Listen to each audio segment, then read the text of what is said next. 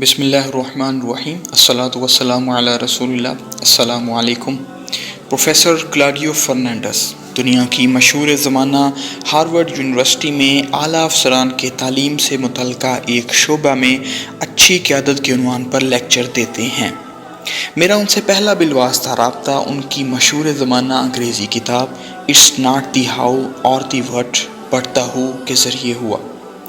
یہ کتاب دنیا بھر میں تجارت کے فروغ کے حوالے سے دیے جانے والے سالانہ ایوارڈ یعنی ایکسیم ایوارڈ جیتنے کے بعد کافی مقبول ہوئی۔ پروفیسر کلاڈیو کی وجہ شہرت صرف یہ کتاب ہی نہیں بلکہ بلومبرگ جیسے شہرۂ آفاق نشریاتی ادارے کی طرف سے ان کے لیے ٹیلنٹ اور اعلیٰ افسران کے چناؤ کا بیسٹ سلیکٹر کا ایوارڈ بھی شامل ہے۔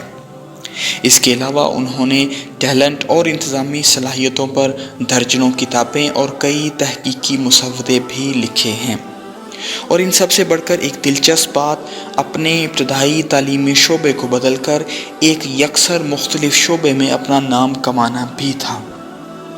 جی ہاں، وہ انڈسٹریل انجینئرنگ میں ایم ایس سی کے بعد دنیا کی نامور سٹینفورڈ یونیورسٹی سے ایم بی اے بھی کرتے ہیں، اور یہ ایم بی اے وہ اس امتیازی حیثیت سے کرتے ہیں کہ یہ مشہور و معروف یونیورسٹی ان کی بہترین تعلیمی صلاحیتوں کے اعتراف میں انہیں اپنا شہرۂ آفاق آر جے ملر اسکالر کا ایوارڈ بھی دینے پر مجبور ہو جاتے ہیں۔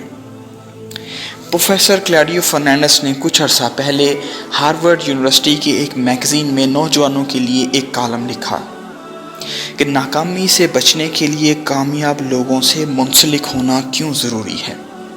ان کا لکھنا تھا کہ ہم اپنے کورسز اور ڈگریاں حاصل کرنے کے لیے بہت وقت، لگن اور توانائی خرچ کرتے ہیں، لیکن ہم اپنے شعبے کے ان کامیاب افراد کی تلاش کو یکسر نظر انداز کر دیتے ہیں جو ہمیں اپنے مشورے اور تاثرات کے ذریعے نیا بنا کر کامیابی کی طرف دھکیلتے ہیں۔ ایسے لوگ اپنی ایماندارانہ رائے کے ذریعے ہمیں کامیابی کے نئے افق متعارف کرواتے ہیں اور خود کو خود سے نمایاں طور پر بہتر بنانے میں مدد دیتے ہیں۔